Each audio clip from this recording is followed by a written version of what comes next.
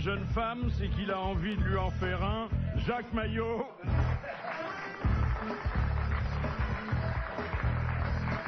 Sa mémoire très riche ne retient que ses propres bons mots. Bernard Mabille.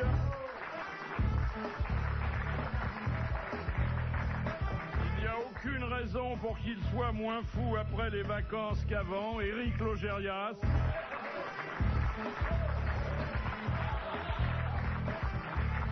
La mère fouettarde des machos, Christiane Collange.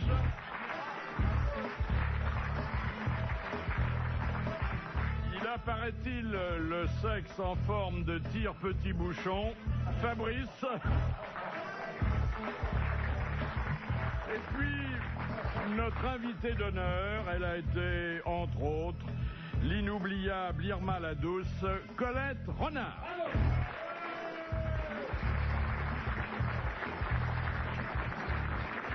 Alors, deux vedettes dans cette émission, Colette Renard, qui nous revient toujours, et puis l'actualité qu'on traitera d'abord parce qu'elle est infiniment plus périssable. Vous avez vu la libération de Papon, je ne sais pas ce que vous en avez pensé, mais oui, c'est rassurant parce qu'il n'avait pas l'air en mauvaise forme. Hein. Non. Il a été attendu par ses collaborateurs. Ouais.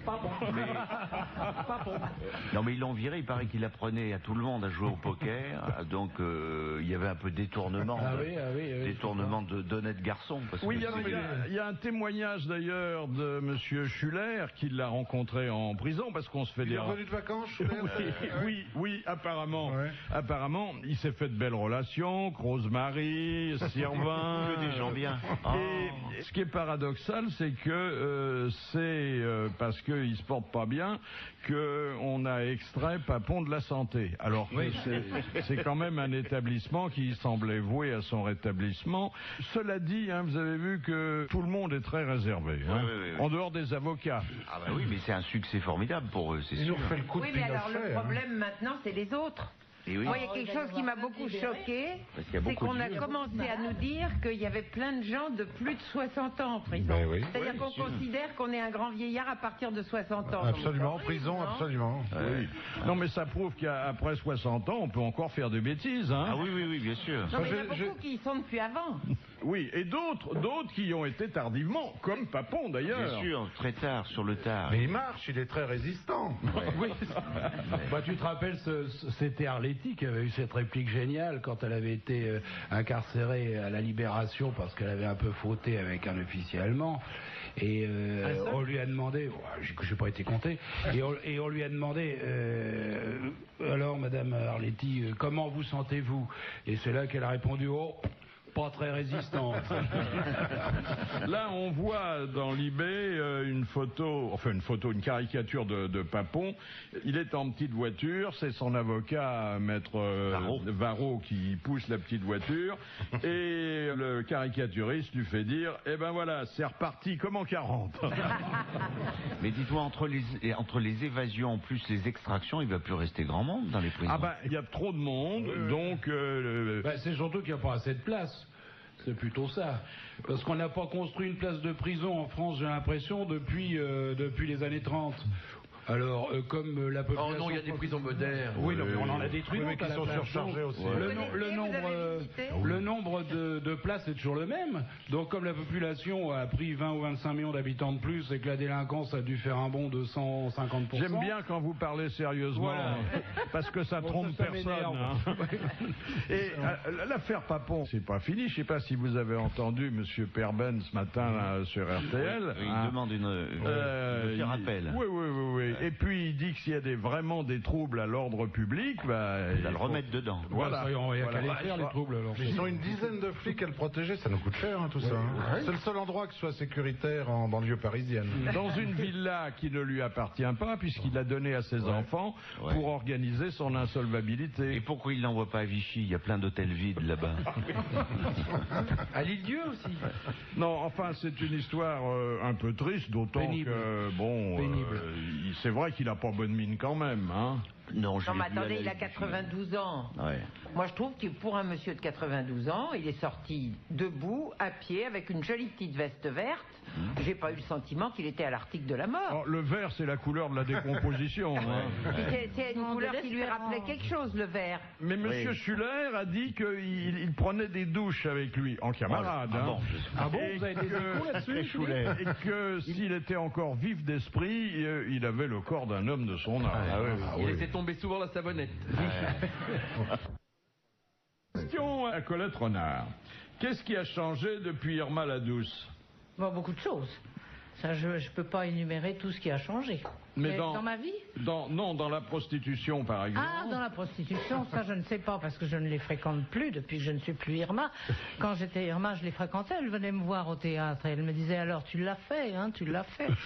Vous étiez persuadée que je l'avais fait. Le rôle. Comment? Pour avoir des visites après dans la loge. Non, mais elle venait au premier rang et puis à la sortie, elle me demandait si vraiment j'avais pas été des leurs. Ah oui. C'est l'époque où les proxénètes étaient romantiques. Ça a un peu changé. Vous croyez que les proxénètes un jour ont été romantiques? Jamais de la vie.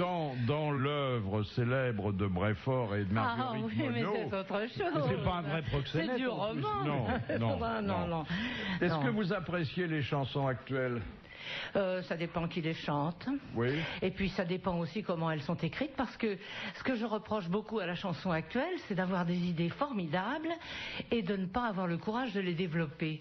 Vous avez une idée, il y a un couplet et un refrain, et puis on répète ce couplet et ce refrain pendant X temps, et il n'y a pas d'histoire, ça va pas jusqu'au bout, ils se creusent pas les méninges pour faire une chanson. Visiblement pas. Et c'est dommage, et je trouve que c'est dommage parce que là vous évoquez la chanson moderne la plus riche. Vous dites il y a un couplet et un refrain. Oui. Mais très souvent il n'y a qu'un refrain. Regardez la petite Émilie, 94 couplets. Ah oui. La petite Émilie. Oui. Maintenant. La petite Émilie créée par Jean Dutour. Oui, 94 couplets. Est-ce que vous vendez vos sculptures? Parce que vous faites aussi de la sculpture. Ouais, j'en ai vendu. J'en ai vendu, mais je n'en vends plus. C'est parce que je n'en fais plus, je n'en crée plus. Alors je ne les vends pas. Mon mari a absolument interdit toute vente. Vous les gardez chez vous? J'en fais cadeau quelquefois. Que pensez-vous de Colette Renard, la parolière?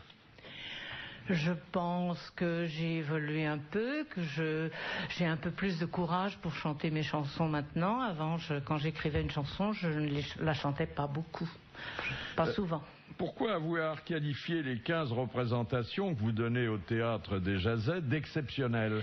Eh bien, elles sont exceptionnelles parce que c'est très dur, c'est important, comme c'est lourd, que je suis consciente que je ne pourrais pas refaire des spectacles de chansons encore longtemps. Oh, pourquoi? Ah ben non, c'est très lourd. Ah oui, c'est vrai? Mais c'est très fatigant, parce que je ne veux pas ne pas être comme j'étais. Ah oui, voilà. Je suis entêtée, là, au lieu de me ménager, de faire... Non, j'y vais à fond, comme quand j'avais 30 ans, et comme je ne les ai plus, c'est plus fatigant.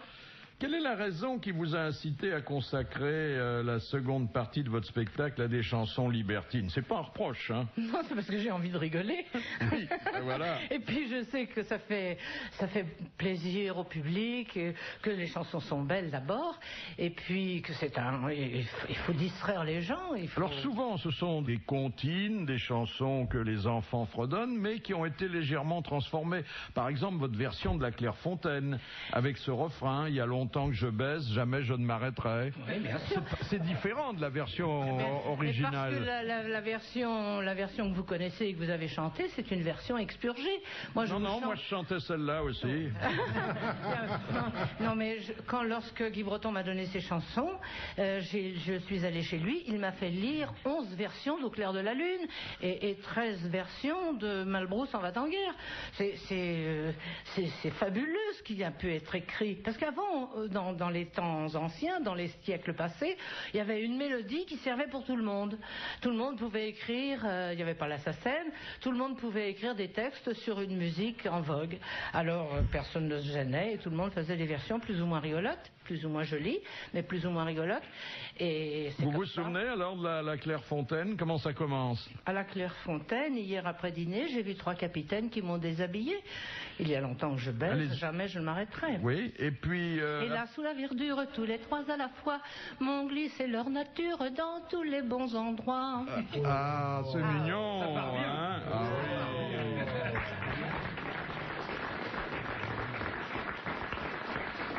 Et il y a les gendarmes, il y a le bedeau. Oh, il y a le notaire, le gendarme, les deux gendarmes, le gros cochon, quoi. Non, mais tout y passe, et puis... C'est rêvé. Et puis il y a les nuits d'une demoiselle. Ça vous c'est un petit chef-d'œuvre, hein. Oui. Petit chef-d'œuvre. Écoutez, tout le monde me parle. C'est vrai que c'est un chef-d'œuvre. Ah oui. On peut avoir un petit exemple demoiselle. Oui, un petit extrait. Il est doux d'être demoiselle, car le soir sur mon petit lit, quand l'étoile Vénus étincelle, quand doucement tombe la nuit, je me fais sucer la friandise, je me fais caresser le gardon, je me fais empeser la chemise, je me fais picorer le bonbon, je me fais frotter la péninsule, je me fais béliner le joyau. Là, le reste, vous viendrez l'écouter. C'est magnifique. Et en même temps, c'est un bel exercice de style, hein, parce qu'il a trouvé absolument toutes les expressions poétiques qui pouvaient désigner... Le joyau, c'est magnifique. Et attendez, remplir le vestibule, ramoner l'abricot... Vous vous rendez compte, dans un salon de thé, je viens me faire taquiner la friandise. Laminer l'écrevisse. Laminer l'écrevisse. Vous rentrez chez Cartier, et vous dites bonjour, je viendrai faire béliner le joyau, s'il vous plaît. Se faire planter le mont velu. C'est joli ça. Briquer le casse-noisette. Là c'est plutôt... Ah ben oui, c'est vrai, c'est le casse-noisette. Oui. C'est un côté caisse d'épargne. M'amourer le bibelot. Reluire le berlingot, mais ça c'est un classique. Hein. Ça c'est basique. Rafraîchir le tison. Ah oui, ça c'est bien. Ça. Grossir la cerise. Nourrir le hérisson. Que c'est beau. Chevaucher la chosette. Je trouve que c'est chevaucher la chosette. Oui. Mais est-ce que c'est des paroles anciennes ou est-ce que oui. Il a pioché, vous savez, quand il travaillait, il relevait tous les qualificatifs. C'est Guy Breton. Oui, il fallait mettre le doigt dessus. Déjà. Il écrivait les histoires d'amour de l'histoire de France en 1960, et il compulsait bien sûr tous les livres anciens, tout ce qui correspondait à ses recherches pour les histoires d'amour de l'histoire de France. Et quand il y avait un mot comme ça qui lui sautait au nez, si j'ose dire, il l'écrivait, et puis quand il en a eu, je sais pas moi, il en a eu une centaine, il a fait un tri et il en a fait un texte. Ah oui, non, mais ce que je voulais savoir, c'est si c'était des chansons anciennes. Est-ce que vous chantez aussi des chansons c'est différent, célèbres et anciennes? Oui, mais seulement ce sont des mots anciens. Ce sont des qualificatifs anciens. Il y a d'ailleurs de bons auteurs qui ont fait leurs preuves dans la chanson ou parfois en dehors. Bernard Clavel, Francis Lemarque, Moustaki, Pierre Delanoë, ça c'est d'authentiques poètes. Philippe, moi je viens de retrouver dans mes nombreux déménagements un disque des années 60, superbe, écrit par Charles Aznavour, sur des textes de Bernard Dimet, qui n'était pas n'importe qui, dont le chef d'orchestre était Jacques Loussier, qui a aussi un certain nom, et qui était interprété par Philippe Nicot, et qui s'appelait Chanson, finement d'ailleurs, Chanson Q plus loin rieuse. Et il y a des textes sublimes de Dimet que vous devriez peut-être connaître, parce que je suis sûr qu'il vous plairait beaucoup. Si ça vous plaît, je vois ce que c'est. Hein. Un livre dont je vous parlerai tout à l'heure, parce que je suis sûr qu'il va plaire à Colette Renard et à Christiane Collange, qui dit beaucoup de mal des hommes. Mais quelle idée! Pourquoi les hommes mentent et les femmes pleurent, d'Alan et Barbara Pease. C'est traduit en français, mais on comprend très bien ce que les deux auteurs ont voulu dire.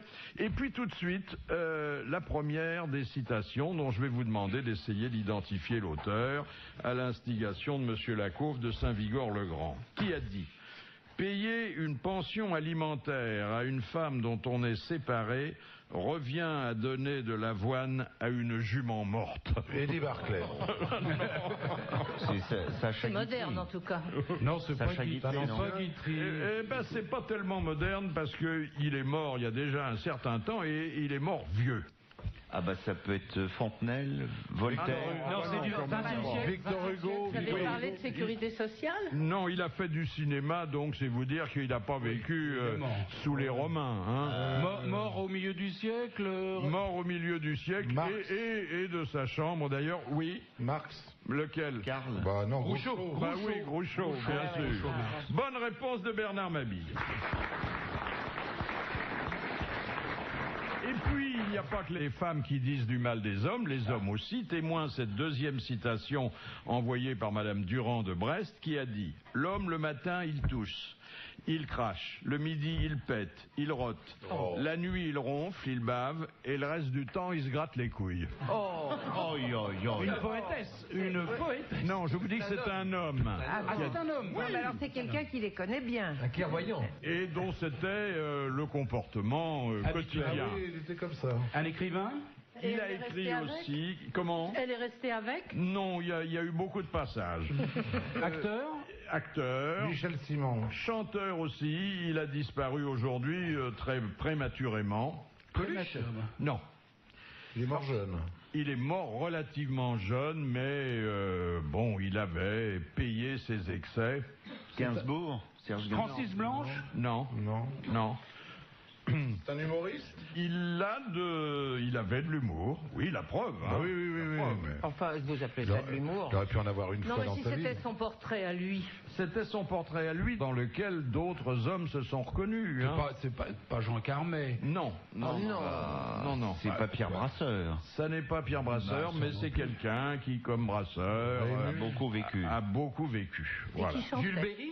Non, c'est moins ancien. C'est plus récent. Oui. Yves Montand. Il grattait pas les couilles. Écoutez, je vais vous dire, bon acteur, mais ensuite, comme chanteur, il a quand même fait l'Olympia. Serge Reggiani. Non, il est pas mort. Ah non, c'est Jean-Claude Pascal. Non. Ah oui, Jean-Claude. Non, pas Jean. Mouloudji. Non. Michel Simon, j'avais dit. Non. Cherchez un acteur qui se gratte les couilles. Chanteur après qui se gratte les Un trucs. acteur qui se gratte les couilles. Qui chante, qui est acteur. Un peu poète en même temps. Qui pue, qui pète, qui prend son cul pour une trompette. Mais non. C'était pas Eddie Constantine. Mais non, il a dû mourir il y a 3-4 ans, pas plus. Hein. C'est pas Bobby Lapointe. Oui. Non, Non, il y a 2-3 ans. Non. Qui ça peut être, ça non. On va faire comme d'habitude, Alors, on va faire bah oui. Il a... Oh là, c'est Bon, brutal. je voulais vous dire qu'il avait un frère qui était également très connu et qui lui survivait. Après Bois. Non. Madame Durand de Brest a gagné 150 €. Bravo, Et- Madame Durand. Oui, il s'agissait de Philippe Léotard. Vous auriez dû trouver, hein? Ah bah oui.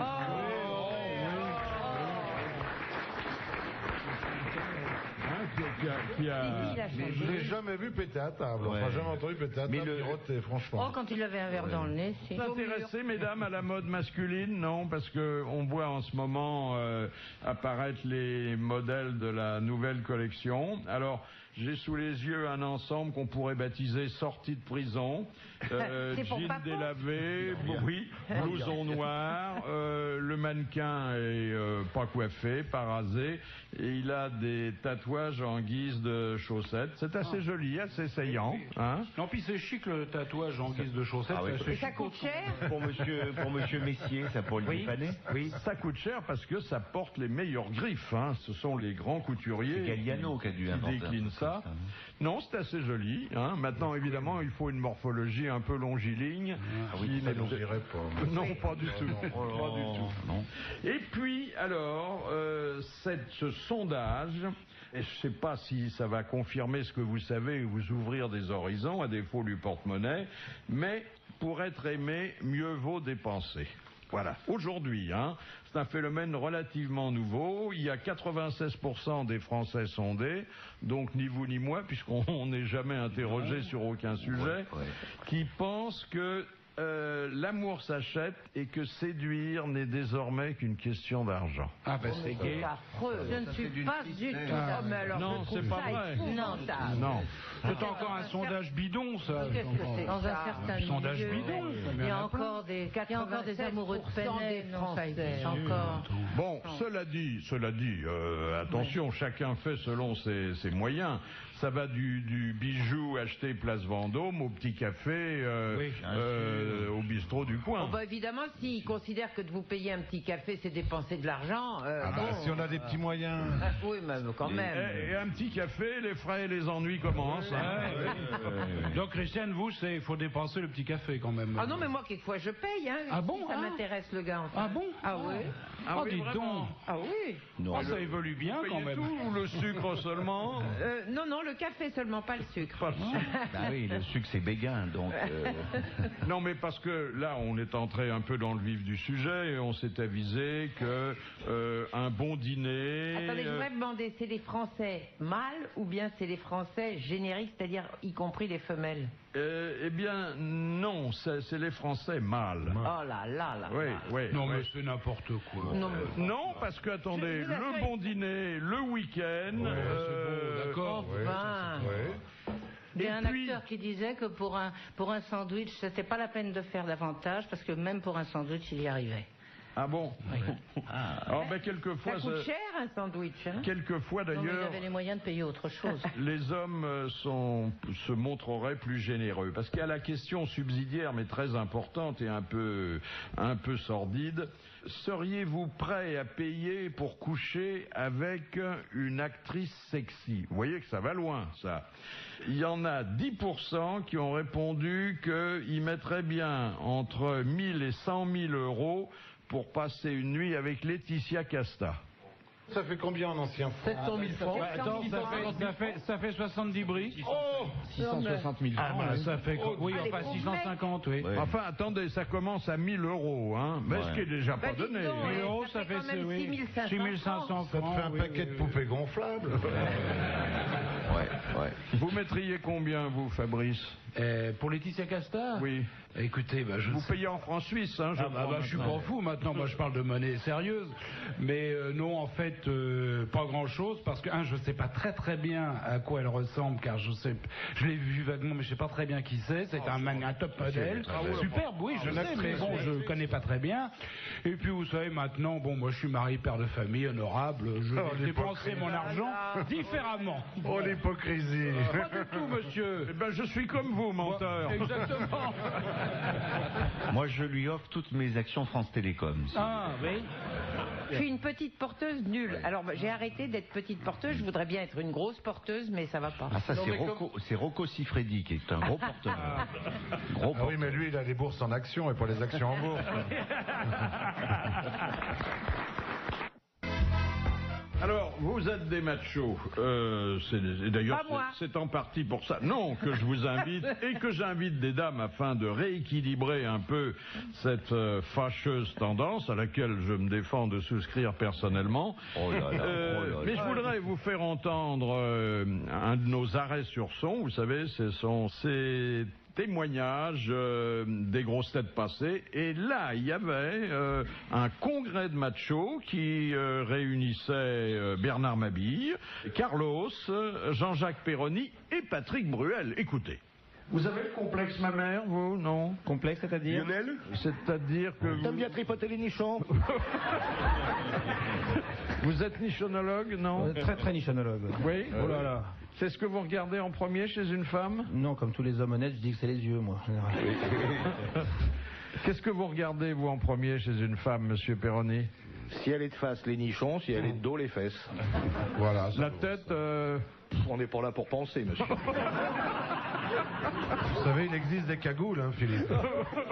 Vous connaissez les dimensions idéales d'une femme qu'on va épouser? 90, 50, 42. 90 ans, 50 briques à la banque, 42 de fièvre. Vous voyez, quelle horreur, hein? Quelle horreur! Vous avez honte, j'espère, Bernard Mabille? Pas du tout. Il n'y pour rien, Bernard, lui. Il n'a rien dit.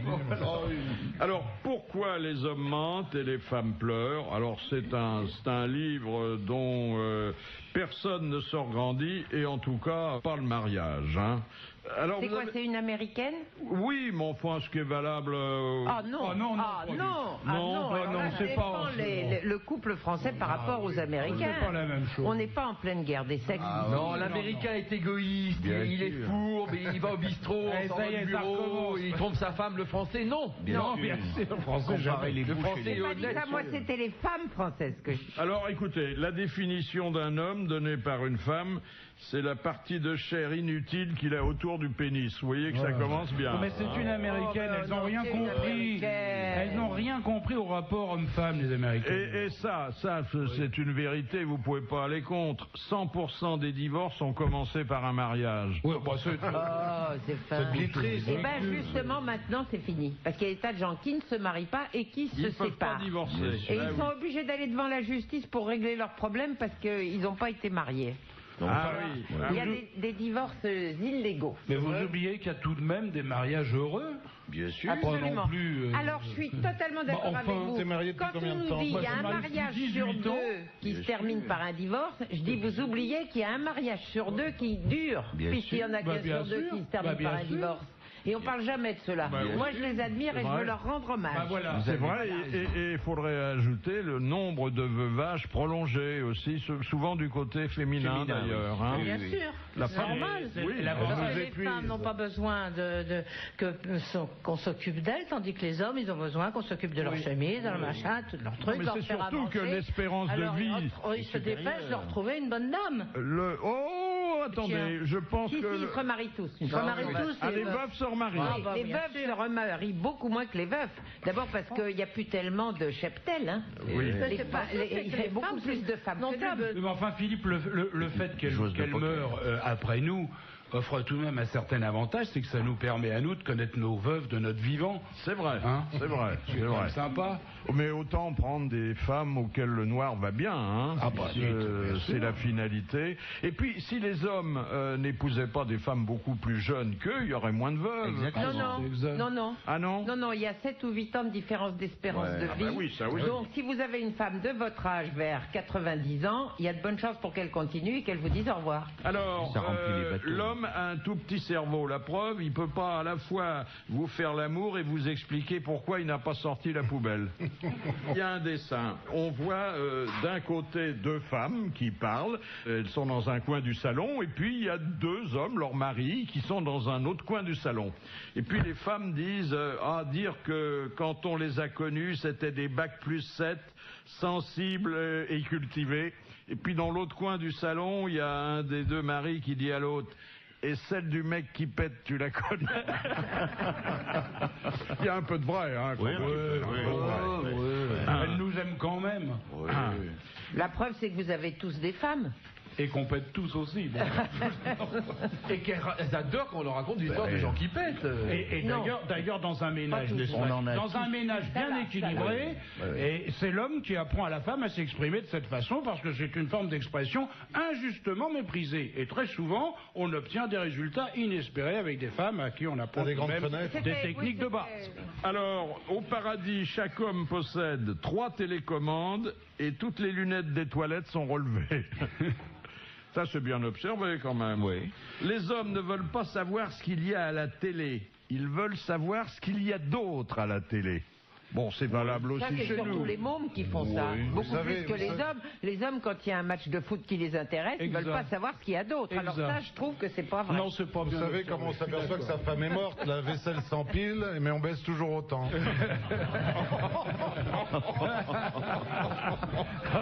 C'est horrible, Bernard. Effrayant. J'étais en train de réfléchir que pour s'apercevoir que son mari est mort, on peut dire qu'on baise moins, mais qu'il y a moins de linge à laver. Voilà. On baisse toujours autant, mais on a maintenant accès à la télécommande. Non, il y a des choses qui sont vraiment dissuasives. Hein. Ma femme m'a dit que si je continuais à être aussi obsédé par le PSG, elle me quitterait. Elle va vraiment me manquer. Et puis, je terminerai avec... Vous savez que c'est pas si vrai que ça, hein, en ce moment. Non. L'audience du foot est en train de baisser à la télé et pose des gros problèmes. Hein. Sans arrêt. Alors, je sais pas si c'est les femmes qui ont gain de cause et qui commencent à en avoir ras de la casquette. Oui, le mondial, ça n'a pas duré longtemps. Hein. Il y a cette Ils ont joué à 8h30, il fallait libérer les chambres à 11h. Il y a cet aveu d'une femme qui dit: ma belle-mère et moi avons été très heureuses pendant 20 ans Et puis nous nous sommes rencontrés.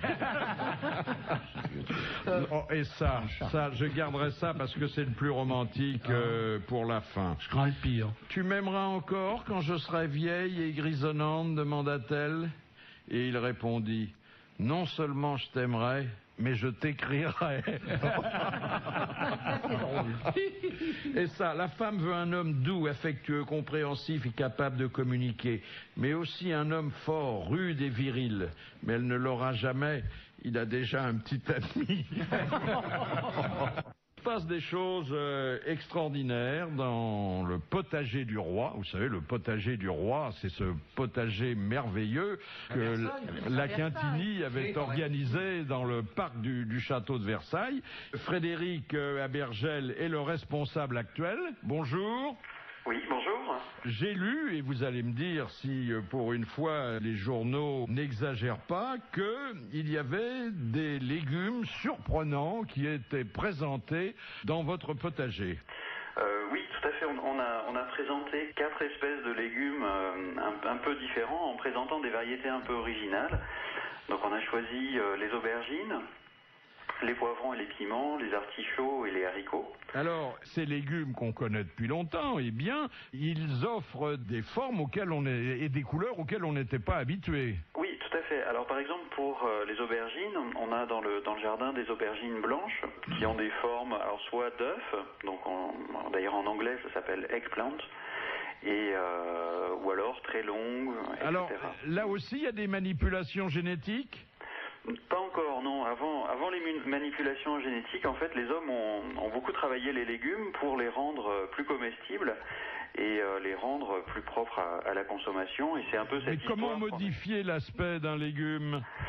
Tout simplement à partir des différentes variétés qui existent, on fait des croisements, des hybridations entre les différents légumes pour essayer qu'ils aient meilleur goût, qu'ils soient plus gros, qu'ils soient moins acides, etc. en fait. Et c'est un petit peu cette histoire qu'on essaye de raconter dans le potager du roi. On peut perfectionner les légumes comme le reste. Ah, tout à fait, tout à fait. Alors là, il y a un sondage que vous n'avez peut-être pas vu parce qu'il arrive de Londres. On a interrogé 2031 adultes britanniques sur leurs préférences légumières. Oui. Et c'est la carotte qui a été jugée le légume le plus sympa. Oh bah oui, ça dépanne. Chez les hommes ou les femmes Chez les hommes, c'est la carotte râpée. Chez les femmes, c'est la banane. Ou la banane qui n'est pas un légume, mais un substitut. Ensuite viennent la patate, le brocoli et le petit pois. Et malheureusement, le navet qui est succulent, mais qui est extrêmement méconnu. C'est très bon. Très bon. Le navet, c'est fort. Qui a des effets discutables. Le navet, c'est vrai. Oh là, oui. Mais au cinéma, alors. Dans les jardins du Sénat, ils en ont trouvé. Oui. Non, en ce moment, je crois qu'on recherche plutôt on est moins attentif forcément à la forme, mais on est plus attentif au goût peut-être, alors que justement les producteurs cherchaient plus des légumes qui étaient beaux, qui se conservaient, etc. Enfin, il y a un progrès notable, c'est le haricot vert où il n'y a plus de fil, c'est comme pour le téléphone. Voilà. C'est orange alors. Il n'y a plus de fil, il peut être en couleur également, il est même plus vert. Mais là, c'est qu'Environ qui est venu pisser sur les plants. À quelle époque vivons-nous si même les téléphones sans fil, c'est pour vraiment... Une dernière question, Monsieur Abergel. Nous avons parmi nous, il n'est pas là aujourd'hui, mais sa grande ombre ne cesse de planer sur notre assemblée. Quelqu'un qui adore les légumes le lui rendent bien. Il a d'ailleurs un fort beau jardin et un important potager, c'est Jean-Pierre Coff. Et Jean-Pierre Coff parle à ses légumes avant de les arracher. Qu'est-ce que vous en pensez ? Je pense que les légumes doivent souffrir quand on les arrache, donc c'est vrai que c'est toujours intéressant d'en prendre bien soin et de leur parler. Mais vous pensez que le légume est en état, surtout quand il sent qu'on va l'arracher, d'entendre et de comprendre les propos du jardinier ? Je crois qu'on dit pour les plantes qu'il faut leur parler, alors pour les légumes peut-être, pourquoi pas. Mais regardez, il y a beaucoup de poireaux auxquels on parle. Je vais dire bonjour à mes haricots, moi, le matin. On va pas parler de la vie sexuelle. Non, qui parlait de la vie sexuelle. Qu'est-ce que vous dites à un poireau, Christiane Collange? Je dis, écoute, tu vas avoir une occasion unique d'être mangé par moi. Ah oui. Il fait aïe. Ah oui, oui. Et le poireau redresse sa petite tête blanche et verte. Avec sa belle petite tête blanche, avec quelques poils. Ah oui, moi mes poireaux. Et après, il est tout content. Hein. Je les appelle Michel Bon, mes poireaux. Je leur dis, viens mon petit Michel Bon, tu vas prendre un beau bouillon. Monsieur Abergel, merci et puis félicitations pour votre œuvre, car de continuer le potager du roi au XXIe siècle, je trouve que c'est très beau, très utile et très romantique. Bravo. Question de Monsieur Tabar. En 1980, quelle est la pratique sexuelle qui a été assimilée à un crime par la Cour suprême des États-Unis? La sodomie. La sodomie, oui. Non. La fellation. La fellation. Oui. Oui. Oh, bah c'est parce que c'est interdit dans de nombreux. Futur président. C'est interdit dans de nombreux États américains. Ah bon? La sodomie aussi. Dans certaines religions aussi. Ouais. Ils ont toujours été très ouverts dans ce domaine. Oui, c'est pas un pays très moderne sur le... C'est un pays puritain, qui se cache d'une certaine façon et qui en réalité donne lieu à des débordements rares, parce qu'on trouve aux États-Unis des choses qu'on n'oserait même pas imaginer en France. Mais enfin, si on les imagine en France, mais oh bah non, mais bon, donc les États-Unis. Il n'y a pas de plaisir de bouche là-bas. Là. C'est interdit et c'est interdit, c'est ça qui est scandaleux dans les couples, dans les mariages. Ah bon? Oui, il est interdit. Divorcer d'un mari. Oui, qui vous demande ça, vous pouvez divorcer, Mais absolument. les femmes américaines écrivent des bouquins comme ça, comme ça, après. Non, mais non seulement on peut divorcer, mais on peut envoyer dans certains États très probablement son mari en prison. Pour pratique contre nature. Oui. Pratique contre nature, on se demande bien ce qu'ils connaissent de la nature d'ailleurs dans ce domaine. Enfin bon. Enfin, ça explique que les incartades de Bill Clinton ont été jugées gravissimes là-bas, alors que chez nous, ça aurait fait sourire. Hein. Chez nous, un homme politique et même un président de la République qui n'aurait pas ce genre d'activité serait pas très bien considéré par le peuple. Il serait même pas élu. Oh, il serait pas élu. Il y aurait une méfiance immédiate. Bon. Vous voulez dire? C'est le seul côté franchement sain qu'on peut revendiquer. Monsieur Vollard, Damien, demande pourquoi à l'intérieur des taxis anglais n'y a-t-il pas de rétroviseur? Parce que il est d'usage dans les taxis anglais de pouvoir faire sa petite affaire à la dame qui est à côté, et même il y a une pratique à Londres qui est on donne aux chauffeurs un prix, un montant, et qui fait que le type tourne à l'intérieur de la ville et que pendant ce temps-là, on peut s'occuper derrière. Nous en mettez pour 20 livres. Voilà. Et hop, il tourne.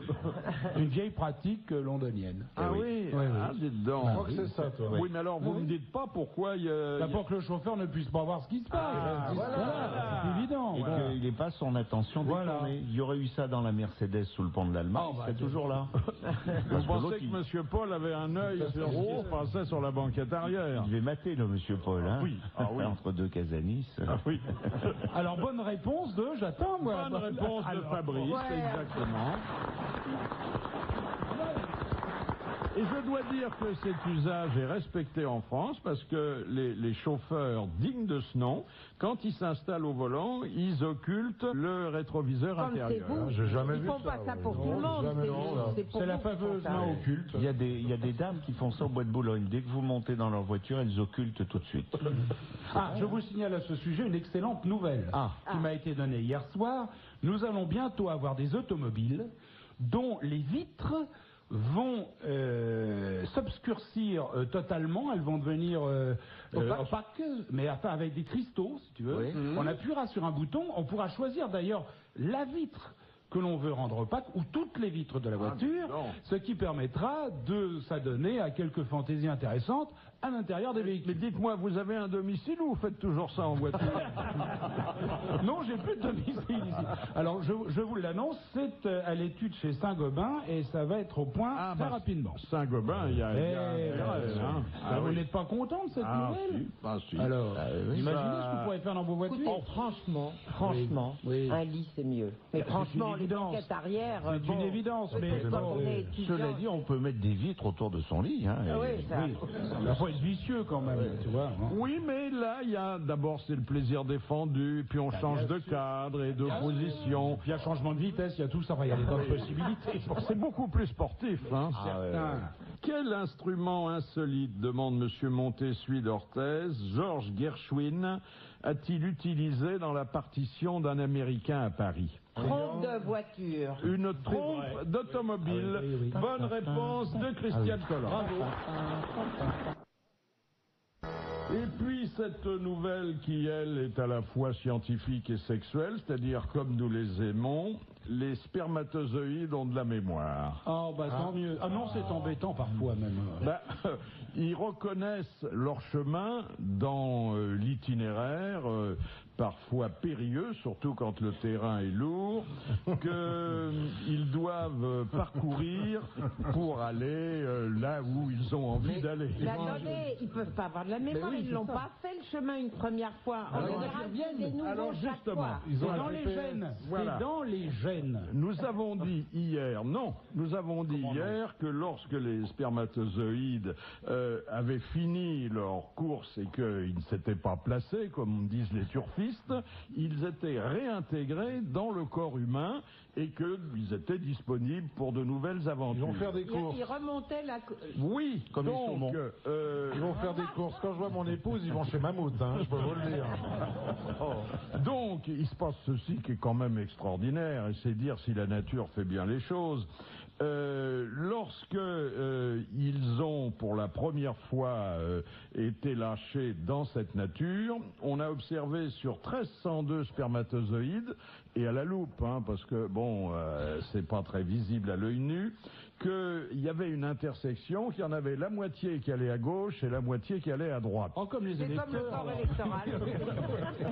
Mais c'est joli, un lâchage de spermatozoïdes dans la nature. Donc, ce qui est intéressant, moi, ce qui m'intéresserait, c'est comment le gars est allé voir. Parce qu'il fallait qu'il y aille, si je puis dire. Comment ? Vous dites dans les voies naturelles de quelqu'un? Non mais attendez, il y a des chercheurs qui ont trouvé 1302 spermatozoïdes, qui les ont regardés à la loupe. Ils ont magué et qui ont... Il y a des mecs qui sont payés pour ça. Et ils les suivent. Et ils ont observé leur comportement. Ouais. Donc la première fois, 50% vers la gauche, 50% vers la droite. Et la deuxième fois, ils se sont aperçus que ça fonctionnait mieux à gauche. Et il y en a 60% qui vont vers la gauche. Vous voyez que donc le spermatozoïde n'est pas bête, ce qui est normal puisque il penche à gauche. Ouais. Il passe à gauche. Attendez, il faudrait savoir si le fait d'être droitier ou gaucher peut avoir une importance sur la direction des spermatozoïdes. Moi, ce qui m'époustoufle, c'est qu'ils reviennent.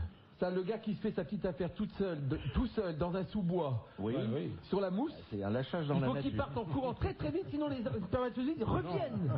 Bien sûr que non, bien sûr que non. C'est pour ça qu'on se tâche. Ne reviennent que ceux qui sont restés dans l'organisme humain, bien sûr. Le retour des spermatozoïdes. Vous les voyez tous remonter des tuyauteries. Oui. Et quand vous restez couché à côté de la personne aimée ou en tout cas besogné, honoré, les spermatozoïdes reviennent pendant la nuit. Ils refont le chemin. Ça fait boomerang, quoi. C'est une histoire de fou, ça, quand même. Vous vous rappelez de Woody Allen déguisé en spermatozoïde? Eh ben, on l'avait oublié de le faire revenir. C'est mieux que la mémoire de l'eau. Et on les fait revenir à la poêle ou on fait ça? Vous vous rendez compte un peu les angoisses et les questions qu'on va se poser aux prochaines éjaculations? C'est épouvantable. Moi, j'ai avoir peur qu'ils reviennent tous d'un coup. Évidemment, il ne faut pas nous dire des trucs comme ça. Nous, on est des êtres simples, on fait tout ça normalement. S'il faut maintenant les compter déjà pour commencer. Parce que vous, pendant vos éjaculations, vous pensez à ce qu'on a dit aux grosses têtes. Mais ça peut m'arriver, Philippe. Ça peut m'arriver. Vous imaginez Rocco Siffredi, s'ils reviennent tous ensemble, ils se noient. Non, Rocco Siffredi, c'est quand même... Le port est vaste. Et ils ont du mal à sortir, étant donné la longueur. Ils arrivent fatigués. Ça, c'est un fait divers, mais bon, il est vraiment, comment dirais-je, scatologique. C'est un voleur qu'on a arrêté après 500 cambriolages. Et vous savez comment on a été convaincu de sa culpabilité? Parce qu'on n'a rien retrouvé chez lui. Mais Il avait une habitude vraiment discutable et même à la limite choquante. Dès qu'il terminait de cambrioler une maison, il faisait caca sur le tapis dans l'antichambre. Un gentleman. Oui, c'est pas Arsène Lupin. Hein. C'est pour partir plus léger, pour courir plus vite. Non. Et on a retrouvé l'ADN, alors on a fait de l'ADN, non? C'était sa signature, on a fait un examen d'ADN et on s'est aperçu que les 500 étrons portaient la même signature. Madame, vous avez été victime du chieur. Il paraît que ça n'est pas rare. C'est pas rare? Non, les cambrioleurs salissent volontairement, avec beaucoup d'autres choses encore. Heureusement, il y a des constipés qui ne laissent rien quand même. Hein. Et il a dit que c'était pas pour faire des dégâts, c'est parce que il avait peur que s'il allait aux toilettes, il soit surpris. À chaque fois, c'était l'heure à laquelle il avait besoin de faire son petit popo, lui. Oui, Pourquoi il faisait pas avant? Oui, c'est vrai. Quand même un peu secoué ce type-là. Oui. Mais peut-être qu'il avait peur. Comment il s'appelait? Marcel Fuca, non? Non, s'il avait eu peur, Philippe, il n'aurait pas fait sur le tapis de l'entrée en partant, il aurait fait sur le tapis de l'entrée en entrant, et on l'aurait suivi à la trace. Toutes les pièces, une par une. Le détail est plaisant. Bah oui. Les flics ont dressé une main courante. Monsieur, vos papiers. Il y a matière à rigoler là. Hein. Jean Dutour, bonjour. Écoutez, je suis bien content d'habiter au premier. Oui. À vous entendre, j'en avais la chair de poule.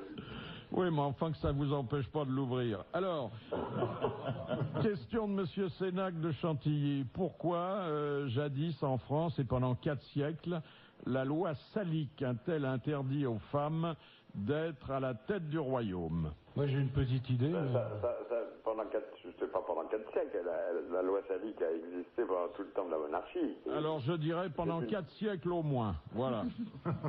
C'est mon dernier prix. Il y a l'expression tomber en quenouille, il n'y a pas quelque chose à voir là-dedans, non? Le royaume qui tombe en quenouille. Non, il y a une raison sérieuse, hein. Enfin, sérieuse, peut-être que c'était par machisme, mais on donnait un prétexte. La mésalliance, non? Le fait de se faire un enfant par quelqu'un qui n'est pas digne d'être roi. Non.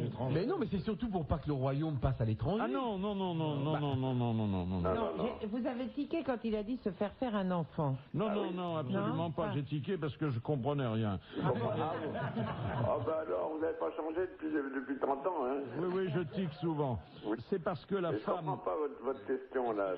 Mais ça vous empêche pas de faire des bonnes réponses, généralement? Oui, généralement, mais là, j'arrive pas à piger ce que vous voulez savoir. Monsieur Dutour, moi, je veux rien savoir parce que je suis un des rares à être au courant de la réponse. Bon, alors, monsieur Bouvard, vos 400 ans, ils se situent de quelle époque à quelle époque? Parce que la loi salique, elle a duré 800 ans, le temps de la monarchie. Je pense que c'est du XIIe siècle jusqu'à vendredi prochain. Du XIIe siècle jusqu'à vendredi prochain. Du XIIe siècle, c'était donc... qu'est-ce que c'était? C'était Philippe Auguste. Non, en fait, la loi salique, vous connaissez. Oui, très bien. Elle interdit aux femmes d'occuper la première place sur le trône. En Angleterre. Oui. Non.